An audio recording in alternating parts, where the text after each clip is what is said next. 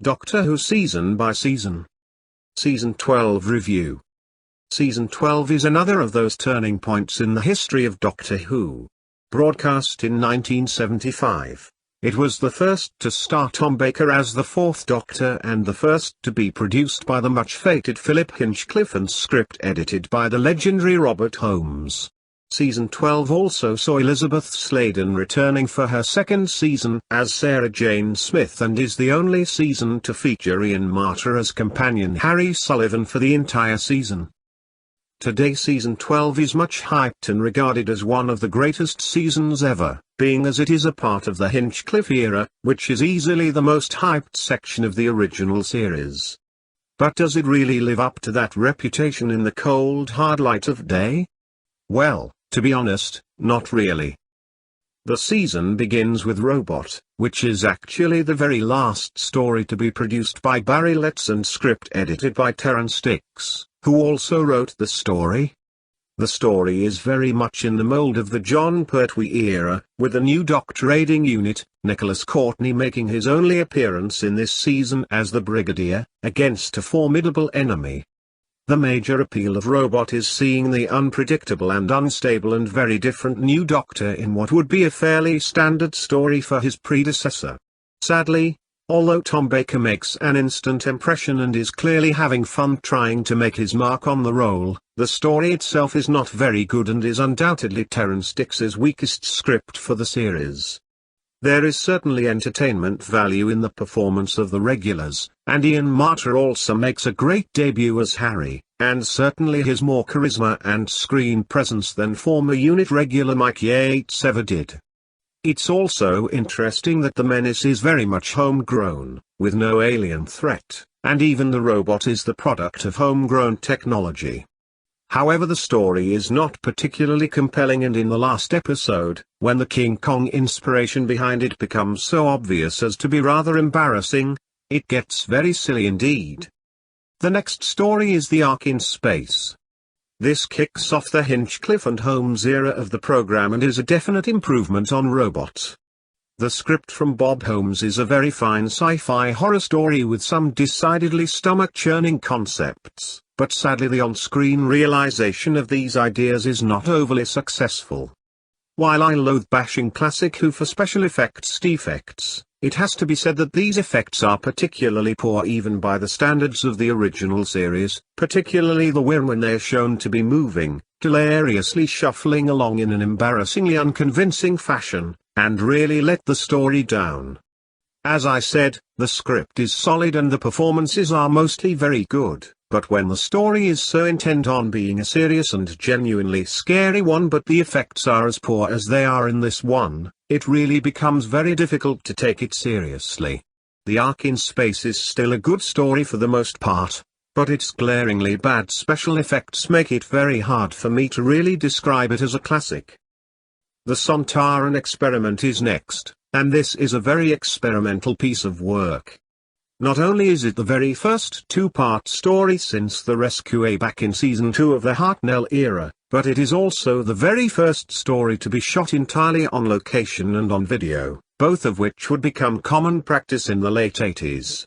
Sontaran Experiment is written by Bob Baker and Dave Martin, not really among my favorite 70s Who writers, but they have a couple of decent ones, and happily this is one of them.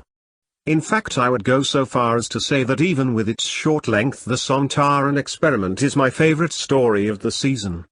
The regulars are on top form, the guest cast is solid, Kevin Lindsay is as fantastic as he was in The Time Warrior as the sadistic Sontaran, even if the mask isn't quite as good as it was the first time round. There's a reason for this, though, as the actor suffered from a heart condition that made the extremely claustrophobic nature of the original mask a bit of a trial, and the new one was designed to be a bit easier for him. The compromise is, frankly, acceptable given the excellence of Lindsay's performance, and today he still remains the definitive Sontaran actor. Sontaran is atmospheric, fast-paced, exciting and quite dark in places, and I like it a lot. The next story is Genesis of the Daleks, which is one of the most hyped and popular stories in the history of the series. Regular viewers of these videos who are already aware of what a contrary bastard I am may probably therefore not be too surprised when I say I think it's wildly overrated and, to be honest, a bit of a snoozer in truth.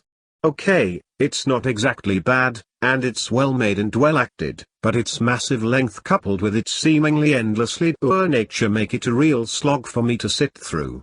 And it's so obvious about it all too, isn't it? Yes, we get it. It's a sort of Nazi metaphor about the evil rising to power and all that. Yeah, fine. But it doesn't half go on, and it doesn't, to me, have enough real tension or action or suspense or intrigue to justify the length or how dour and miserable the tone is. It just becomes rather dreary in the end, regardless of how good the performances of Michael Wisher and Peter Miles are, or the excellence of one or two scenes, like the attempted escape up the rocket at the end of episode 2, are. While it is certainly superior to the previous two Pertwee Dalek efforts, Planet and Death 2, it is just not one I can get too excited about, and certainly isn't one I reach for entertainment on anything resembling even a semi-regular basis. Frankly, I like Destiny more. Sorry.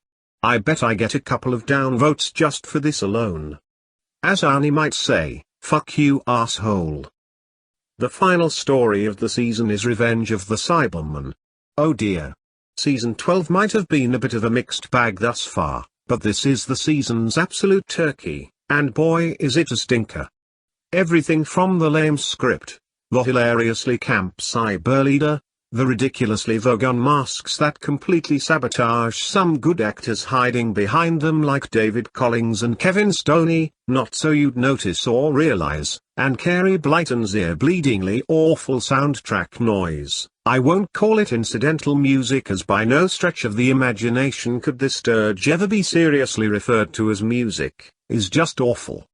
It's one of the worst Tom Baker stories and in the bottom 20 or 10 of the original series.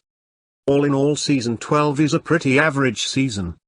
The regulars are good, particularly Ian Marter, who is always tremendously likable and fun as Harry, even if Tom hasn't reached the heights that he will from seasons 14 to 17, but the stories are a mixed bag ranging from the pretty good to the slightly disappointing to the terrible. I certainly can't see any particular reason for its bafflingly lofty reputation, other than nostalgia, and while it certainly isn't a terrible season, I can't find the enthusiasm to give it anything more than a C+.